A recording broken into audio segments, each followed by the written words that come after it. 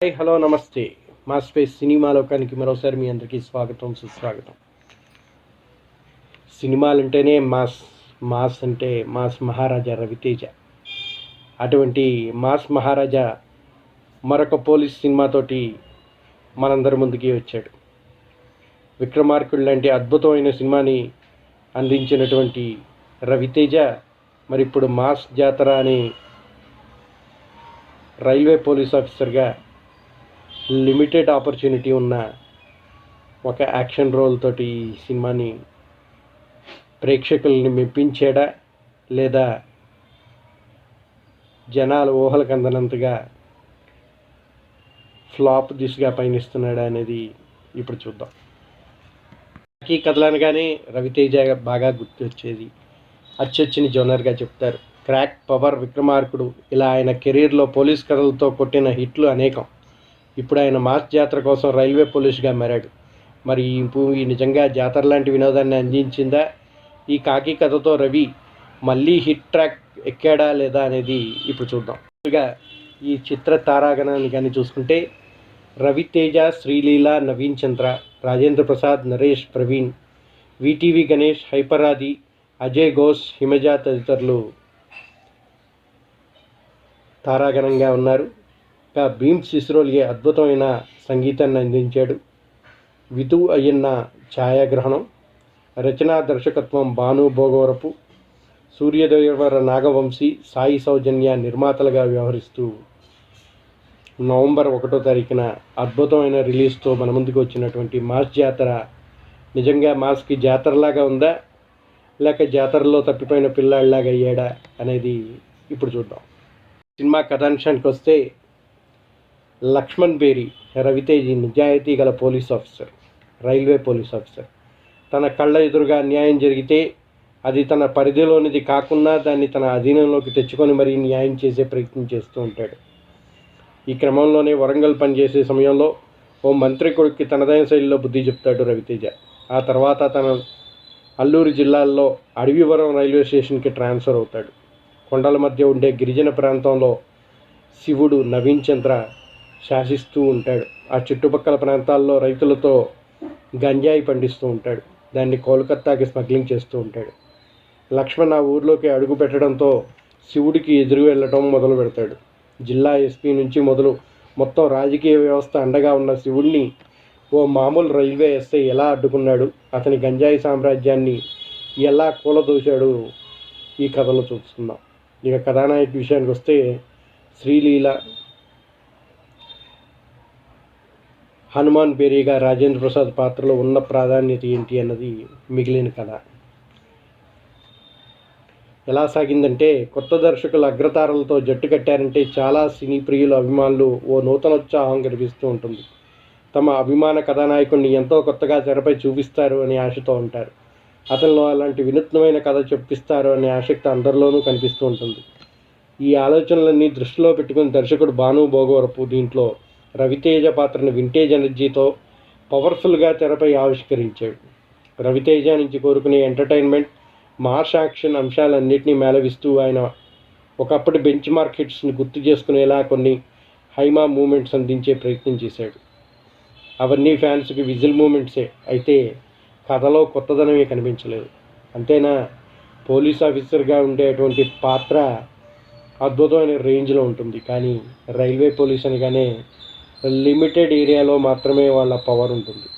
అటువంటి ఒక limited character తోటి రవితేజకు ఉండేటువంటి హైపర్ మూమెంట్ని తగ్గించాడని చెప్పచ్చు. రవితేజ ఇప్పటికే ఎలాంటి రొటీన్ మాస్ యాక్షన్ ఎంటర్టైనర్ చాలా చేసాడు కదా అనిపిస్తుంది ప్రేక్షకులకు కూడా. రవితేజలో హైపర్ ఎనర్జీని రుచి చూపిస్తూ మంచి యాక్షన్ సీక్వెన్స్ ఆయన పాత్రకు తెరకు పరిచయం చేసి తీరు ఆకట్టుకుంటుంది. ఆ వెంటనే తన కుటుంబ నేపథ్యాన్ని, తాతతో ఉన్న అనుబంధాన్ని, పెళ్లి కాకపోవడానికి వెనుకున్న కారణాలని ఫన్నీగా చూపించే ప్రయత్నం చేశాడు. శివుడుగా నవీన్ చంద్ర విలనిజం, తన గంజాయి స్మగ్లింగ్ దందాన్ని పరిచయం చేస్తూ కథలో సంఘర్షణ బీజం వేసే విధానం పర్వాలేదనిపిస్తుంది. కానీ హీరోగా రవితేజకి రైల్వే పోలీసుగా కాకుండా నార్మల్ పోలీసుగా ఇచ్చుంటే ఆయనకుండే పవర్స్ ఎక్కువగా ఉండి కొంచెం హీరోయిజాన్ని చూపించే అవకాశం ఉండేదేమో.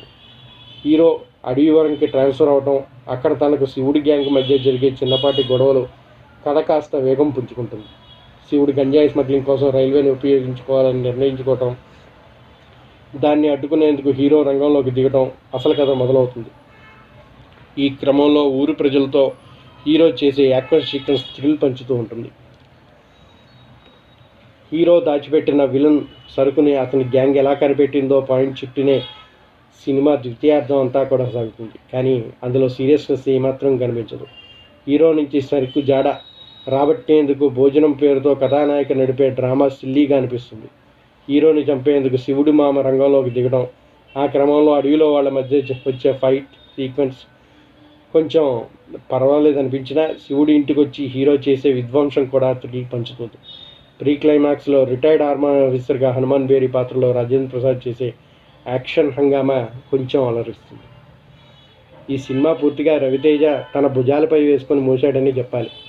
వింటేజ్ స్టైల్ స్వాగ్ ఎనర్జీతో లక్ష్మణ్ బేరీగా తెరపై ఆయన చేసిన సందడి కొంతవరకు బాగానే ఉంది. ఫైట్స్ పాటల్లో చూపించిన హుషారు, తనదైన కామెడీ టైమింగ్ అన్నీ ప్రేక్షకులకు అలరిస్తాయి.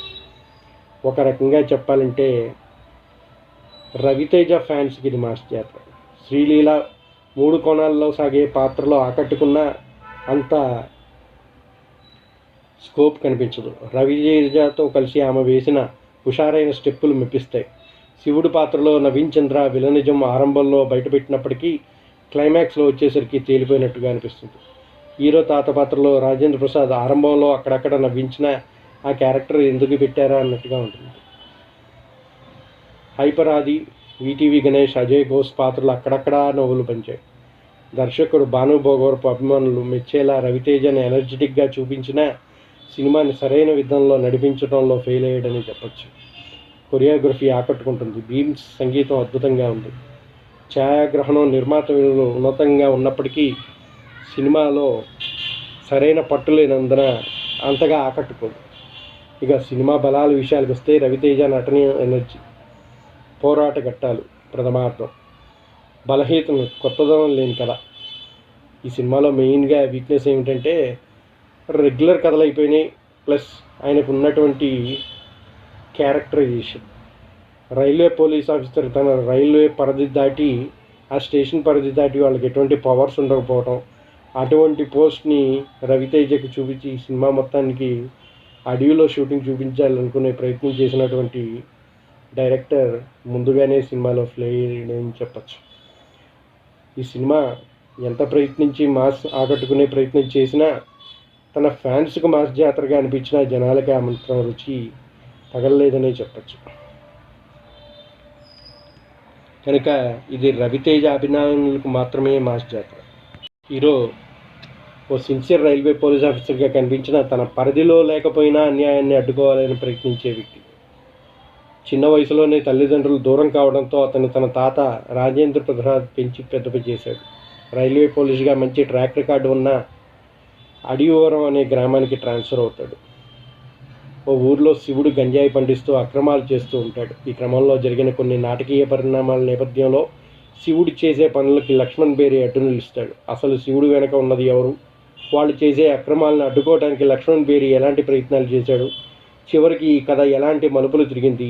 ఈ మధ్యలో తులసిగా శ్రీలీల, లక్ష్మణ్ బేరీల ప్రేమ కథ ఎలా సాగింది అనేదే ఈ కథలోని మిగిలిన ఘట్టం. ఈ మాస్ జాతర సినిమాలో కూడా ఎప్పటిలాగే రవితేజ తన డైలాగ్ డెలివరీ, తన బాడీ లాంగ్వేజ్లో అలాగే కొన్ని ఎమోషనల్ అండ్ యాక్షన్ సీక్వెన్స్లో చాలా బాగా నటించాడు. కొన్ని చోట్ల వింటేజ్ రవితేజ కనిపించాడు. రవితేజ ఫ్యాన్స్కి ఈ సినిమా నచ్చుతుంది. ఇక హీరోయిన్గా నటించిన శ్రీలీల తన క్యూట్ అండ్ హోమ్లీ లుక్స్లో అందంగా కనిపిస్తుంది. తన నటనతోనే ఆకట్టుకుంటుంది. విలన్ పాత్రలో నవీన్ చంద్ర అద్భుతంగా నటించాడని చెప్పచ్చు. హీరోకి ఈక్వల్గా నటించినటువంటి నవీన్ చంద్ర యాక్షన్ బాగానే ఉన్నప్పటికీ కథలోనే కొంత లోపం కనిపించింది. తాత పాత్ర అయినటువంటి రాజేంద్ర ప్రసాద్ కూడా తన నటనతో ఆకట్టుకున్నాడు. అలాగే సినిమాలో నరేష్, ప్రవీణ్, ఈటీవీ గణేష్, హైపరాజులతో పాటు మిగిలిన నటీనటులు కూడా తమ పాత్ర పరిధి మేరకు కొంత బాగానే నటించారని చెప్పచ్చు. ఇక సినిమాలో గంజాయి బస్తాలకు సంబంధించిన ట్రాక్, అలానే ఆ ట్రాక్లో ముడిపడిన మిగిలిన పాత్రలు, ఆ పాత్రల తాలూకా సీన్స్లో రవి పాత్ర అటాక్ చేస్తూ అసలు నిజాలు కనుక్కునే కొన్ని సీన్స్ బాగున్నాయి.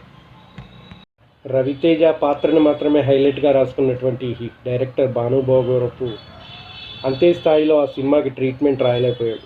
ముఖ్యంగా సెకండ్ హాఫ్లో ఆసక్తికరమైన కథనాన్ని రాసుకోవడంలో విఫలమయ్యాడని చెప్పాలి. కొన్ని సన్నివేశాలు స్లోగా మరియు రెగ్యులర్గా సాగుతున్న ఫీలింగ్ కలుగుతుంది. ఒక క్లైమాక్స్లో తప్ప కొన్ని చోట్ల కథనంలో ఇంట్రెస్టే మిస్ అయిపోయిందని చెప్పాలి. కథనాన్ని ఇంకా ఆసక్తికరంగా మలిచి ఉంటే, స్క్రీన్ ప్లే కొంచెం జాగ్రత్త పడి ఉంటే సినిమా నిజంగానే ఒక హిట్ ట్రాక్ ఎక్కేది. కానీ అందులో డైరెక్టర్ విఫలం అయ్యాడని చెప్పచ్చు.